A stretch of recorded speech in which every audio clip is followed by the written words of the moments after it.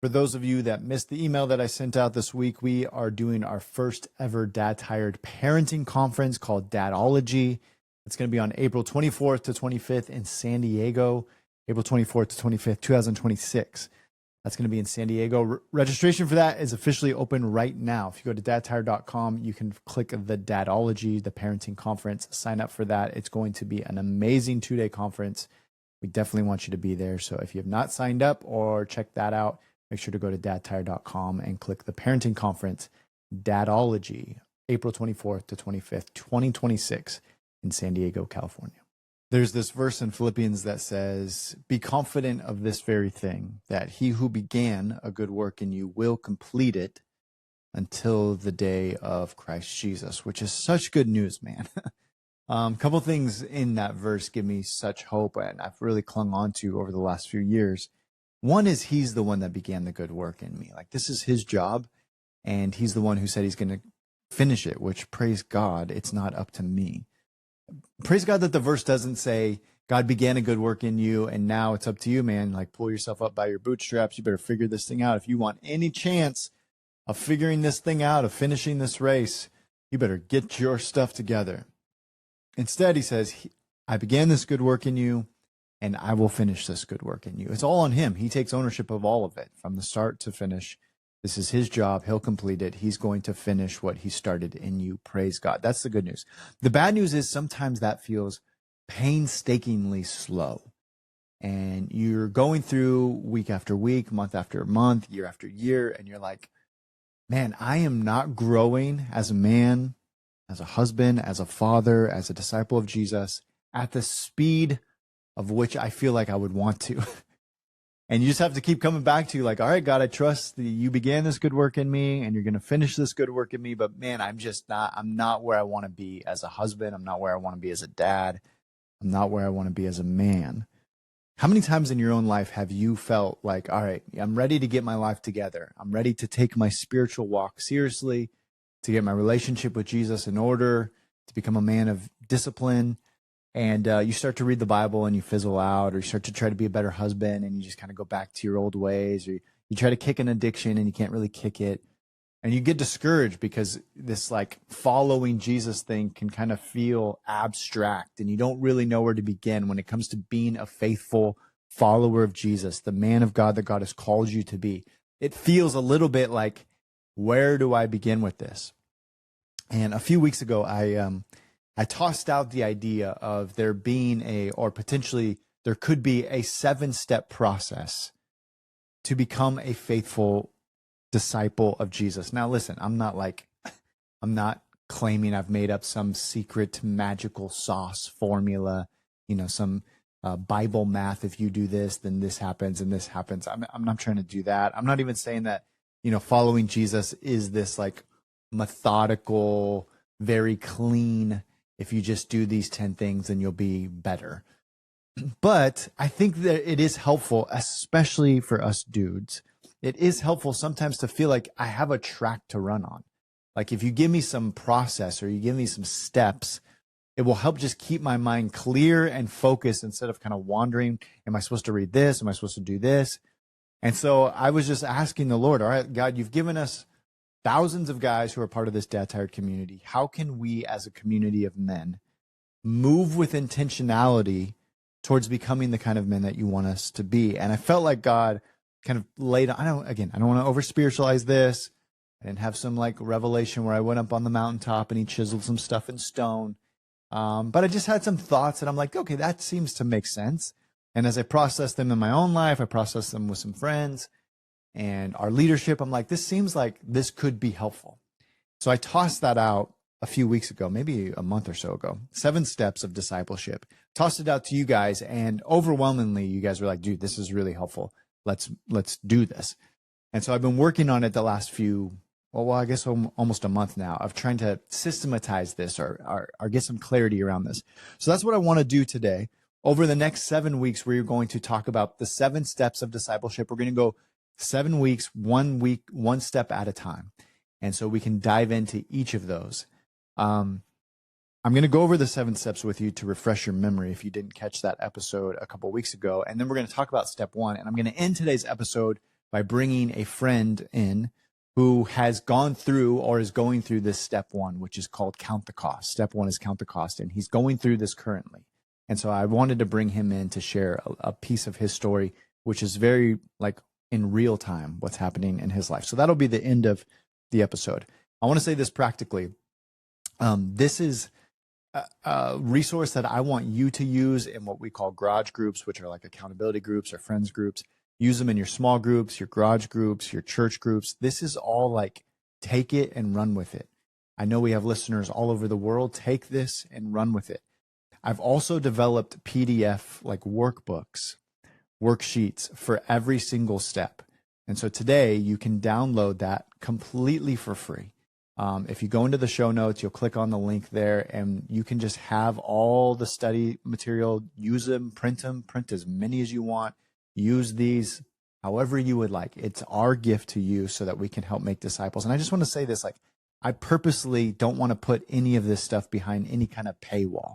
I'm not going to have you pay for any of this discipleship material. I'm not going to turn it into a course. I'm going to, at the end of the 7 weeks, combine all of it so that it's really clear and in one spot. We'll put it all in one place where you can download everything, the podcast, the interviews of guys going through these 7 steps, the PDFs, which are really well done. You can print them out, use them in your garage groups. It will walk you through how to do a garage group, how to walk through each step. I mean, they're very thorough and intentional, and all of that is free. Okay, I just want to say that out loud. Like, we're not trying to, put this behind any paywall. I will say it's not free to make all of this stuff. The reason we're able to do it is because somebody else paid for it. It does take resources to hire designers and to create PDFs and to do all the things where we can gift you these resources. And we do that it's available because there are guys who donate to the ministry. We're a nonprofit ministry, and our goal is to resource tens of thousands of men around the world to become faithful disciples of Jesus. I'm telling you this because at the end of every year, we try to fundraise for the upcoming year. So it is now November, and this is our fundraising year. I've always sucked at fundraising. I hate fundraising. I'm not very good at it. But every year, God has been faithful to get us through the next year. And so this year, we are trying to raise $75,000 by the end of the year to get us through 2026 so that we can keep giving you free resources like this. If you are a man who has the capacity to help chip in so that we can continue to create free resources like this, and pretty much listen, everything that we do that we can offer for free, we do. If we have a course and a guy's like, I can't afford that, we just say, you can have it. It's free. If we have a conference or a retreat and a guy's like, I can't afford it, we'll either scholarship them or just say, can you just pay the cost? Like, we have to pay the facility or we have to pay this food cost. Can you just cover that? But everything that we can give away for free, we're trying to give away for free. And that's because they're generous donors who allow us to do that. If you have the capacity to do that, or you feel like God is stirring you up to say, I want to chip in to give so that more men can find healing and lead their families, then we would be so grateful for you to do that and partner with us in that way. If you go to dadtired.com/donate, we'll put a link in there. We're trying to raise $75,000 to fund all of 2026. And this is the other reason we do this at the end of every year, is so that we don't have to bombard you all year with donation asks. But again, all the stuff that we're doing is free. All the resources that we're going to have here over the next 7 weeks are completely free. Okay, here's my theory. I think many guys who are listening to this podcast, if you are a Christian, I think many guys, you would say you're following Jesus, you're a committed Christian, and I don't doubt you at all. But I think there are very few guys who have taken the time slowly, methodically, to actually count the cost before you started following Jesus. And another way of saying that is, like, you signed the contract, you jumped in before you read the fine print. You read all the small print. And just reading through the scriptures, it seems like Jesus really wants us to read the small print, to read the fine print before we follow him. And you look at examples of that when Luke 14, when Jesus says, count the costs. Like, there's lots of people, lots of crowds are following Jesus, and they're saying, okay, I would like some extra bread. It seems like Jesus turns a little bit of bread into a lot of bread. I would love some bread, or I would love some healing. seems like I can get my sickness cured if I just go to this doctor Jesus and he'll perform some miracle and I'll be healed, or my kids will be healed. And Jesus is always looking at these large crowds and he's saying, listen, before you jump in, before you think that this is going to like benefit your life somehow, I want you to come and count the cost first. So he says in Luke 14:25, if anyone comes to me and does not hate his father and mother, wife and children, brothers and sisters, yes, even his own life, such person cannot be my disciple. Now, we've talked about this verse in your churches, for decades and decades. We know that Jesus doesn't actually want you to hate your mom or your wife, your kids, your mother, whatever. What Jesus is saying is like your devotion to following me is going to cost you everything. It's going to cost you everything. He's using this really big, harsh language because he's trying to get these crowds who are just saying, I'll follow you, Jesus. I want a little extra bread. I want some healing. Jesus is saying, listen, before you think you're diving in, this is going to cost you everything. I'm asking for your full and complete devotion. Are you sure that you really, really want to do this? And I think so many of us subconsciously are like, no, it's good for us to go to church. It's good for me to take my kids to church. It's even good for me to follow Jesus. In many ways, if we're honest, there's some selfish motivation there. I think following Jesus is going to make my life better in some way. And so I'm in. And I wonder if Jesus would say, listen, before you sign the contract, before you sign up, make sure you read the small print.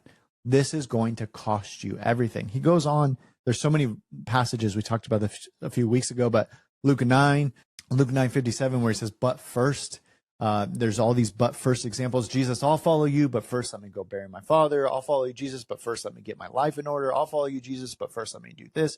And Jesus says, no, you're not ready. And again, there's this idea that so many people are trying to jump in too quickly without first counting the cost.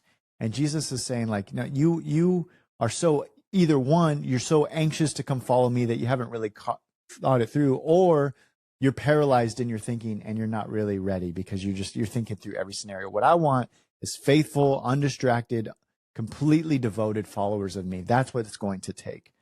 Matthew 16:24, whoever wants to be my disciple must deny himself, take up his cross and follow me. You think about the rich young ruler, Matthew 19:16, where he's telling this rich young ruler, okay, go sell everything you've got if you want to follow me. What he's doing is like he's really getting after the heart stuff. I see what you actually value most, you young rich man. You really value your money.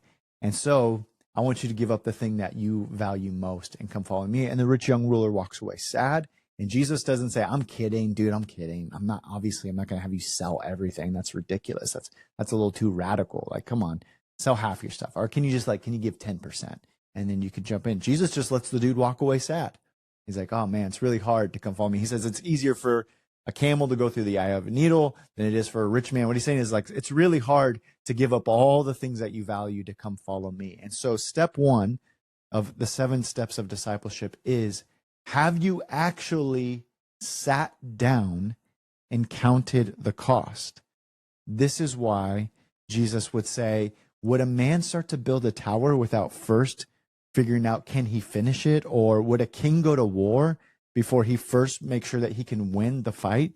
And have you actually sat down and said, okay, if I follow Jesus, here's what it's going to potentially cost me. If I actually, in this year, take my faith seriously, decide to be a full disciple of Jesus, full-hearted, completely devoted, what might that cost me? That's what Jesus is asking you to do. That's why he's bringing up quite literal examples. Would you build a tower? Like, would you go build a house without thinking you're going to finish it? Or are you just going to throw the foundation down, put up a couple walls and framing, and then eventually you're going to bail? And bro, how many of us were just kind of like casually started following Jesus? Your wife kind of got you into it. Your wife encouraged you to be more spiritual. Maybe you started going to church and you got some friends that kind of casually got you into it, and you're in, dude. You're going to church every week, and you're maybe even going to Bible study. You're listening to this podcast. You're pretty in, but you haven't really counted the cost. Like, how much is this actually? If I lay the foundation down and I put the framing up, and then I start to get sheetrock and I lay the tile, like, how much is this actually going to cost me at the end of the day? And if you don't, then things are going to get hard and you're like, dude, this is way too much money. Let me just say it this way. Every single step of the discipleship process from here on out, after counting the cost, is going to be hard. And if you don't take this step seriously, if you look at counting the cost as something like, oh, I'm a Christian. Yeah, I'm a Christian. Let me move on. I'm not asking you to say whether you're a Christian or not. I'm asking you as a man to say, have you counted the cost of what Jesus might call you to? Because if you don't thoroughly and sincerely and slowly count the cost, all of these steps will be too hard for you. And the next step, we're going to talk about finding a brotherhood. I'm not asking you to find some friends casually. I'm asking you to find friends that you'll confess sin to. And if you haven't counted the cost, then why would you confess sin? That's going to be really, really hard to confess sin to some other dudes. And if you haven't counted the cost, and you're like, no, I'm definitely not doing that. Then I'm going to ask you to address some old wounds. Step 3, address some old wounds.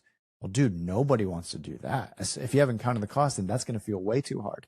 Or how about spiritual disciplines? You want to wake up early, 5, 6 a.m.? You want to stay up late? You want to cut out some TV or music so that you can pursue Jesus more, to have more spiritual disciplines? That's going to feel too hard. How about confessing sin to your wife, or pursuing her, or having more honest conversations with her? Going to feel too hard. Having intentional conversations with your kids.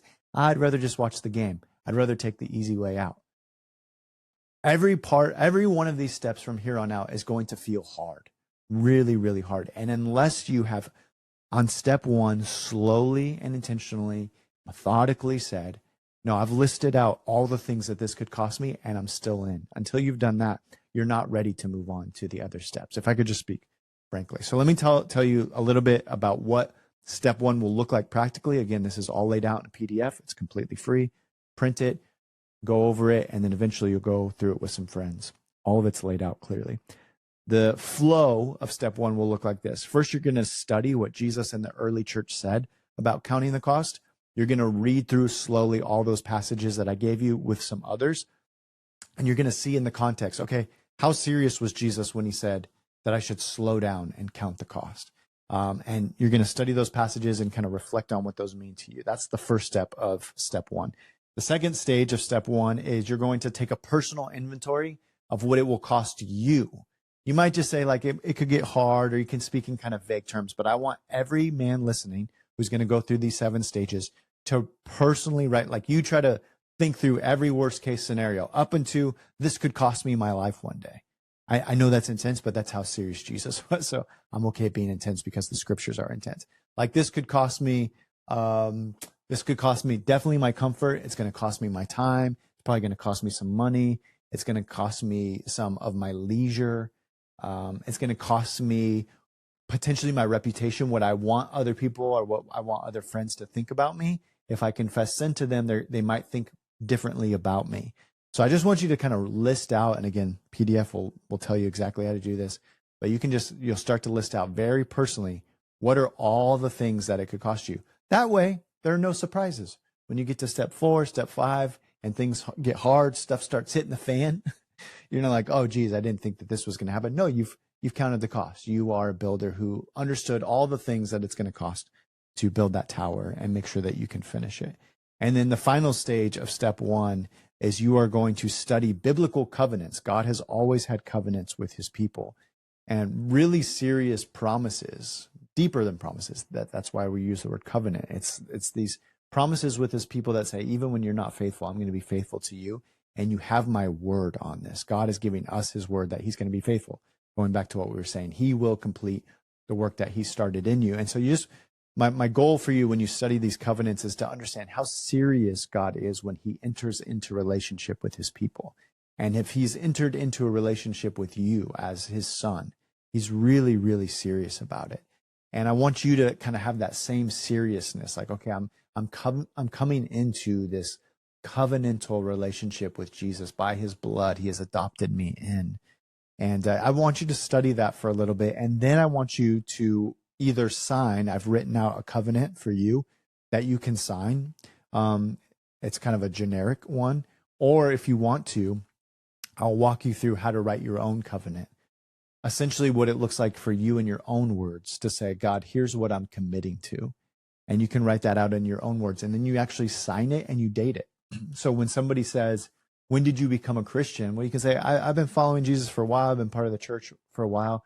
but I actually counted the cost of what it would look like to follow Jesus. I counted the cost deeply and slowly. And this isn't a one-day exercise. Like, this is a potentially weeks or months long exercise. All of these steps should take a long time, weeks or months long, where I've slowly counted the cost. I've slowly studied the scriptures. I've laid out all the options. I've listed all the ways that this might cost me. I've studied covenants, and then I'm actually signing the covenant on this date to say, no, I'm actually all in. I read the small print and I'm in. And then once you've done all that, we'll move to step 2, which is you taking that covenant with your other brothers who you'll identify, and you'll read that covenant to them and you'll sign it and say, here's my signed covenant. And now I want you guys to hold me accountable to this. That's step 2. We'll talk more about that next week. But that's essentially what step 1 looks like.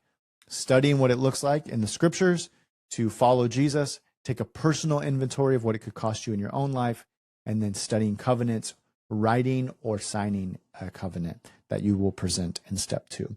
All of that is for free and available to walk you through in the show notes. Print that out, go through it with your garage group, your small group, your church, wherever you want. Use that however you want. I'm going to take a second to thank our sponsors for today's episode, and then I'm going to invite my friend to jump on at the back half of this podcast and tell us a little bit about what it's looked like for him to count the cost in his own life. How many times have you told yourself, this is the year I'm going to read through the Bible, and then somewhere around Leviticus, things start to fall apart? I've been there. I think so many of us have been there. The Bible's a big book, but it's meant to be read as a story, God's story, and that's exactly what the 1-year Bible helps you do. Each day you'll read a little from the Old Testament, a little bit from the New Testament. You'll read through the Psalms and Proverbs, or you can follow the chronological path and see how it all unfolds in real time.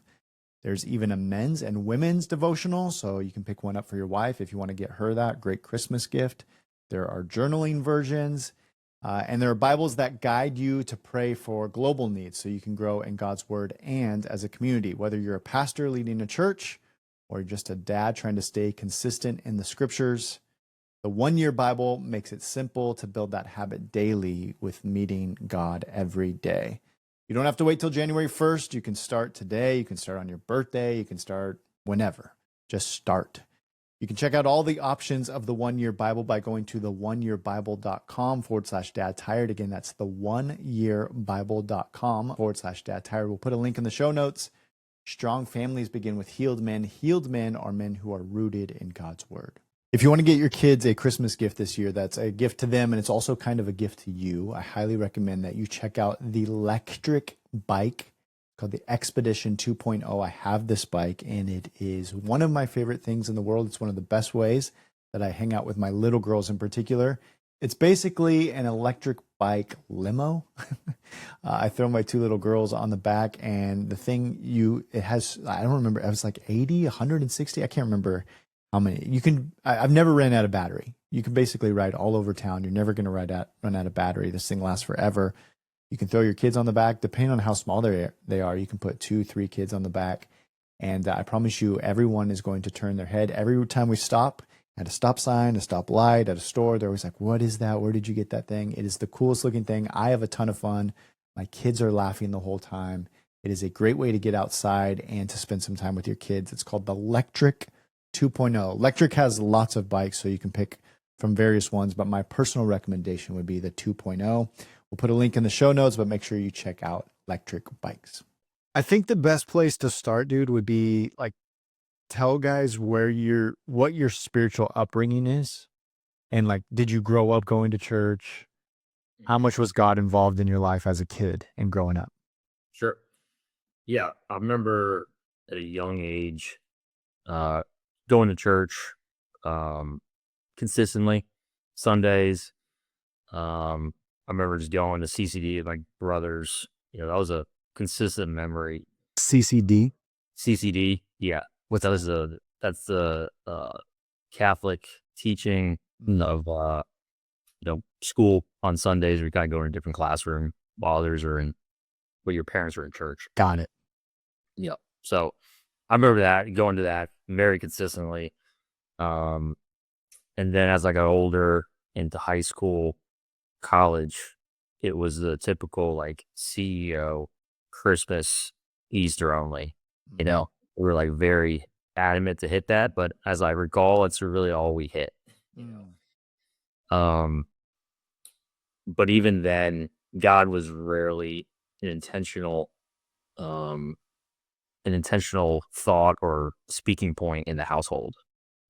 So we just go to church, go to learn about, the teachings, and as I grew older, just it was never a you need to go to church or we need to talk about it openly with anybody, really. So I think even after college, I think my first Bible was like gifted to me like 5 or 6 years after college. So I never had a Bible in the house or, referenced it by any means. So that would be, Yeah.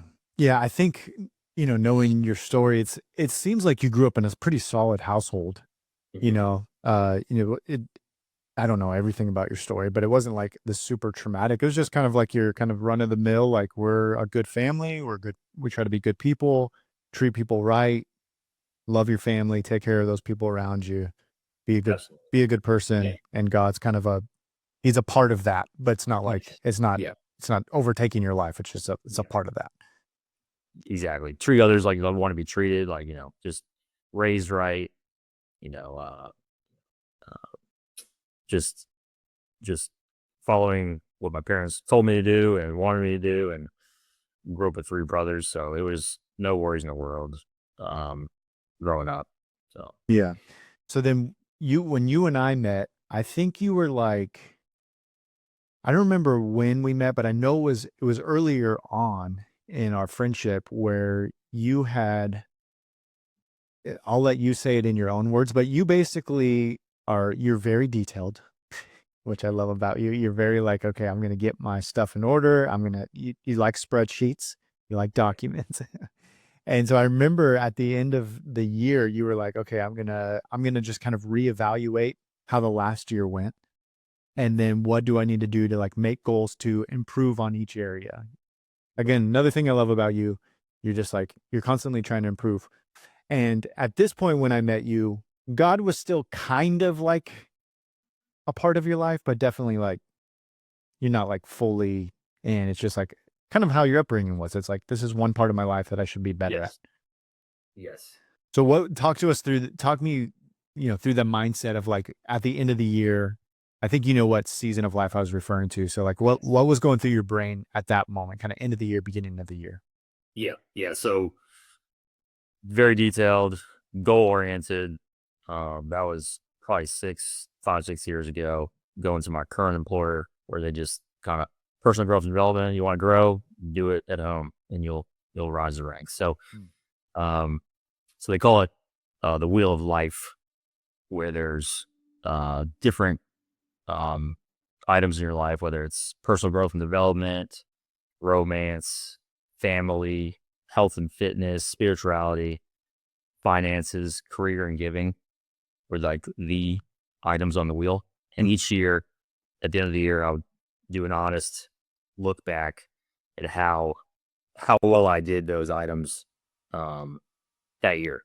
So I would shade in like it's like a bar graph. I'd shade in each one and 1 through 10, and it would be peaking on personal growth and development, health and fitness would be spotty. Well, there'd be some level of shadiness in there. Romance, I remember even as the year specifically I'm talking about, romance was low, and I remember telling my wife like, "Hey, it's got a 2 on the board, and sorry about that. We'll do better next year, you know." Um, and each year I did that probably 5, 6 years. Um, and the specific year I think of each year, spirituality, big old goose egg, 0. Never would I would move on. I'd plan pretty heavily. If I had a 2 on one category and I thought it should be a 6, I would plan laser focus, plan out what next year would do, how I would get it up. But the spirituality one, I'll just go right over it. Like, sorry, there was no thought at all. So, probably 2 years ago, like the moment you're talking about, I did that exercise. It was in the morning when I did the exercise. During the day, it was just weird. Something was off. Couldn't figure it out. I was on vacation, so like there's no work worries or anxieties. Just something was just off. And I got back into my journal that night. Yeah, I looked at that wheel of life and just the spirituality. I think I even had like point 0.5. I gave myself a little bit of credit, you know, but I was like, there's no real reason that's even filled in my definition. And I'm just staring at it and being like, what is up with that? And so I was like, you know what, let me just, if I want to get it up today, like, let me just open the Bible, you know? I feel like that's a good way for me to raise the bar a little bit. Like, let me just open the Bible right now. And so up to that point, I'm not in the Bible. I'm not in the Word. I'm not praying. So it's probably even funny to think I even had a Bible nearby, really. But open the Bible, and it's the men's study Bible, and the page I've turned to is it says Christ alone at the top, and it was the reflection page. And at first, when I saw that, I was like, "Oh, sweet, something I can understand." Like I remember having that specific thought of like, "Okay, cool, I can read this," and I read through it, and actually, I brought it up and for in this discussion, I almost want to read it to God give in a view of what I read in the moment. Because it's kind of like, here I am, romance, my personal growth development, health and fitness. Like I'm like, yeah, let's do it. And I open the page in the Bible, Christ alone, Luke, chapter 9, verse 28 through 36. The author's name is Jerrad, spelled correctly. Oh, dang. Oh, and it talks about the transfiguration, and I'm not gonna read the whole thing, but it talks about and I'll quote and kind of paraphrase, but Peter's inclination is a lot like ours. He is thinking with a compartmentalized spirituality. He wants to put up 3 tents, one for each of them. If we imagine our own life with all of its demands and responsibilities and expectations, we tend to have the same approach. We imagine our life like a calendar or to-do list. Jesus gets position in the charts of our schedule. He gets the spiritual slot. He fills the religion box. I'm like, okay. A friend of mine gives a great illustration about how we think of our lives like a big conference table. Around the table sit the representatives of each aspect of our lives. There's a seat for our career self, a seat for our sexual self, for our hobbies, our family. Then we accept Jesus into our life. We give him a seat at the table. Jesus fills our religious self, we imagine. And then it kind of finishes out with, but this is not how Jesus operates. He is the fulfillment and satisfaction of every part of ourself, and so he deserves a ruling seat over all of ourselves. Jesus does not require a part of our life, but our whole life. So my friend says Jesus comes in salvation and effectively fires everyone at the table. Now we've really accepted him. So I read that. I remember specifically, like, what did I just read? I closed the Bible. I'm looking at the Bible. It's a massive Bible. Like, how did I just turn to that page? Like, I'm kind of freaked out, but also like really took in what was just read, what I just read. And I was like, what am I doing? Like, I'm worrying about how I'm going to get physically fit next year and how I'm going to, you know, increase my giving. And that's one, obviously one that I need to improve on, but everything was just laser focused into improving those areas of my life. Zero plan and really zero anything progress in the spirituality realm. And that was just a wild occurrence. And that was the moment you're talking about. That was 2 years ago. Yeah, I think, dude, I was actually thinking about this yesterday and your life, and it's funny because you grew up in a Catholic church, and even that was like, as you said, later in life, it was just like on the major holidays, so it wasn't like a huge part of your upbringing. Um, but knowing your story and specifically watching you the last couple of years, like God has so clearly spoke to you. And I was thinking this is interesting because you don't really come from like any kind of like hyper spiritual background. You're not like God speak to me and make, do some miraculous thing. You're pretty like, I need data, I need facts. And like God keeps showing up in pretty miraculous ways, dude. Like knowing what I know about your story, it's just like he's messing with you a little bit. Like, dude, you want to see me in data, you want to see me in the facts or whatever. You want to like improve a category of your life, but I'm just going to keep showing up and kind of wrecking all of you, which I think is just, I don't know if you see that, but from an outsider's perspective of somebody who like watches people's spiritual journeys, it really is fascinating how God has been pursuing you. And I think we haven't known each other for that long, but I remember that particular night and that year was really like God was going to move you out of just kind of being a category. He was going to not just be a category in your life, but this was like where he started to really let on the gas, like, start to pour the fuel on the fire. Like, okay, I'm about to start wrecking your life, and this is going to mean all of your life or not, but you're about to be all in kind of thing. Yes. Yes. Couldn't agree more. From that moment on, it was where I never applied myself in the word or prayer or even tackling sin. Like from that moment on, I was like, all right, I just open the Bible. That's what's going to happen. Like, all right, let me get serious about the Bible, getting the word. Let me get serious about prayer. And it's only going to help from where I was before. Yeah. There's no way that I couldn't.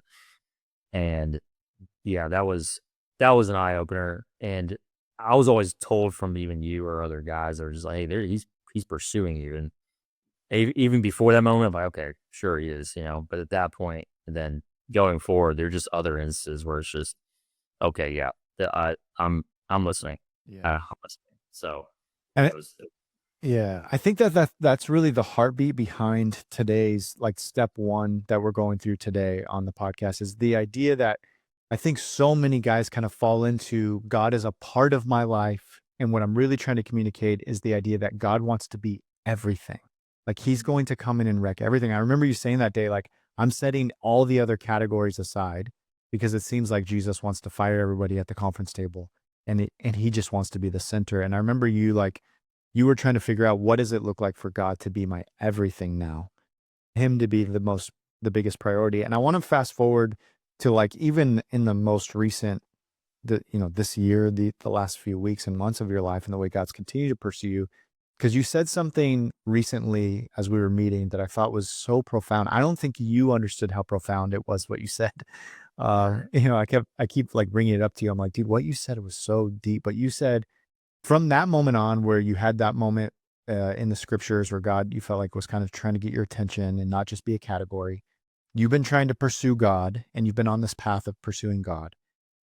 But you said something, and forgive me if I'm putting words in your mouth, you can correct me, but you said something to the effect of, I've spent the last couple of years trying to kind of muster up with my own energy I'm putting words in your mouth, but essentially behave right, like do the right thing, or like get enough willpower to beat sin or to be the right guy or to be, who I should be.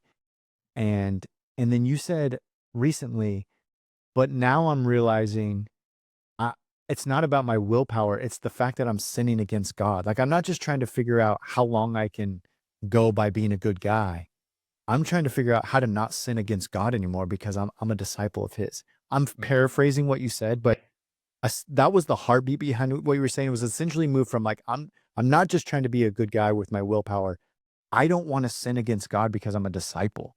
And I'm like, bro, that's huge. That's the heart of what we're trying to get at with men. Is like, this isn't just like all of us behave well, but this is like, I am submitting myself to the master. What is the master calling me to do?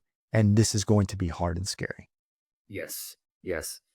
Yeah. I remember saying that and thinking more on it. And as I kind of reflected on it more and more, yeah, discipleship, that discipleship 2 years ago, discipleship even now is just, it seems like that's almost like an impossible feat. Um, but as I've been more and more, with more like-minded men and trying to really be that disciple like Jesus like individual, it was like what does that look like? And even that thought of, all right, willpower is not going to get me there. Like what is that? And I realized that I noticed two things. I was using the same playbook to overcome challenges in my life that has nothing to do with being a disciple, and then using that same playbook to tackle and address sin that has everything to do with being a disciple. So like I just realized I'm just trying to fit the same equation, and the outcome is just completely different. So that's when I realized, okay, what is sin? Treat sin like I've never treated it before. get rid of it, not just willpower, not just be like, okay, it's gone. It was a year. And then, that's the willpower will end. And I've known from just trying to eliminate sin that it will end. You can be perfect or seem perfect, and it's going to be a slip up, and then you're back to square one. So willpower is not it. So I just got to look at sin differently.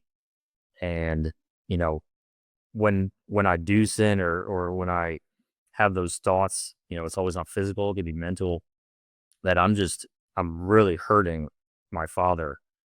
And that to me is where I started shifting, like, all right, he will forgive you, but like how many times do you want to be forgiven? You know? And that's where you gotta have I have to have a different look at it and a different way to approach this. That to be honest, I still don't have those that kind of playbook, but I know whatever playbook I had that's not it. Mm. You know?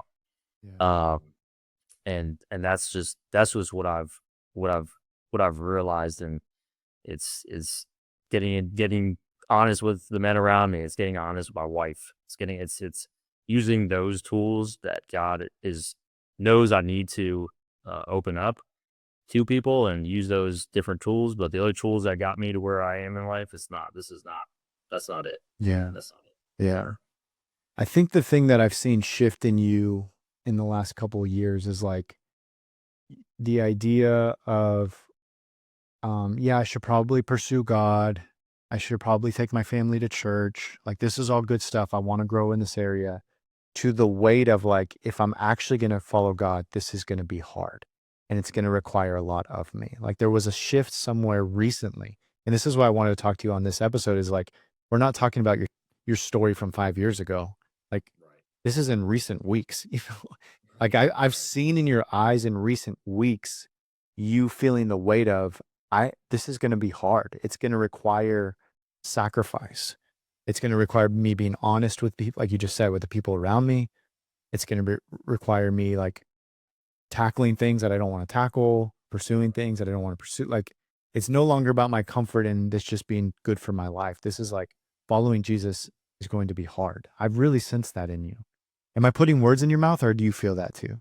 No, there was this, whatever sin was going on in my life, I was trying to plan out, all right, when can I let people in my life to help me through this? I was planning out that timeline. And it's like, that's good. And there's definitely something to planning that out, and depends on what the sin is and when you want to actually tell people, because the act of telling that person or those people is going to be one of the hardest times of your life. But why am I planning that out? Like, why am I on 2 years? I'm gonna talk about that. Like, I don't have 2 years, or that's in 2 years I might be off the path of what I'm on now. So kind of now is the time to reach out to those closest around me. There's no one closer than your wife, who's walking with you on a daily basis. And little did she know what she was walking alongside with. So that to me was where I was like, okay, if I'm truly going to try and be a disciple, I need to open up, uh, you know, tell my sins in a way that I know best. And that was what was done recently, where I've, let my wife know more about my sins and how she reacted. It was just with what I planned out to tell her in future years. I was like, this is not going to go well, and in the moment, just the amount of grace. And as I think for me, I plan. And if I would have just allowed myself to plan myself into uh, repenting, or I probably would have never got to it. But um, I was just kind of trusting in where I am right now, day by day. Trust the process. That's the path I went down. So it's yeah. Yeah. I think one of the verses that the guys will study as they're going through step one of the passages is the but first passage, where Jesus says to one of the guys, come be my disciple. And he says, but first let me do this. And that was, it sounds like what you were experiencing. It's like, okay, Jesus, I'll do it. I'll do everything you're asking me, but first kind of let me plan this out. Yes. And Jesus was saying like, no. Great way to put it. Yeah, I'm not gonna let you plan this out. Like, you want to be my disciple, do it now. Yes. And the cool thing is, bro, you did it. You are saying, yeah, I'm watching you week by week say yes. Like, okay, not my plan, not what I had planned to do, but I'm going to do it as hard as this is. And I watch you just keep leaning into those uncomfortable moments. And I'm just really proud of you, man, as your friend, to watch somebody. It's really refreshing to watch like a newer Christian really try to submit to King Jesus and take this stuff seriously. What would you say to a guy who's like, you know, um, okay, I'm going to sit and really try to count the cost of what this is going to mean to follow Jesus, and I'm kind of terrified. If you could sit with a friend who's like, dude, that sounds scary. I don't know if I could do that. Do you have any thoughts for that guy? Yeah. Yeah. Well, I would say the thoughts you're having are real. You've had them plenty times over. This is your first time having it. It's That's not gonna ever relinquish, but you don't know what's gonna happen uh after you let people into your life. You don't know what that reaction is gonna be. And if you've been doing it alone and having those discussions with God, that's awesome and great job. But you need to have someone in your life. If you have a spouse, you need to let that person in, and you can't control what's going to have to happen after. And but know that that's also God's plan. Like he'll take that. He'll take that over. It might be rough. It might be amazing. It might be, you don't know what it's going to be, but just having more like-minded individuals to walk with you is key. Is the only thing you're gonna help get you to the next level, especially if you're pursuing being a disciple. So I even just laugh just saying that out loud. Just it still feels so far off, but again, I'm right where I'm supposed to be day by day. When that thought enters my mind, I made sure my alarms were off. I have 4 of them that go off a day. So reminded,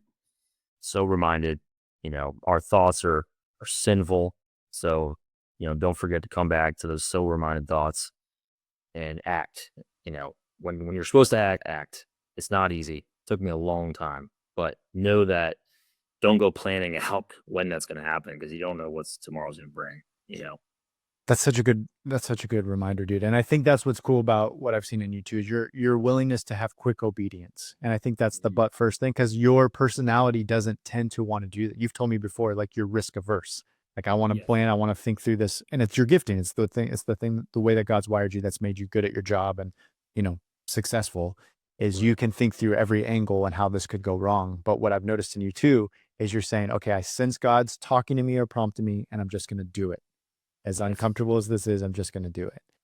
Yes. And you're still, again, what I love about this is that you're not, this isn't a story from 5 years ago. This is like 5 days ago. This is very recent. You're working this out in real time.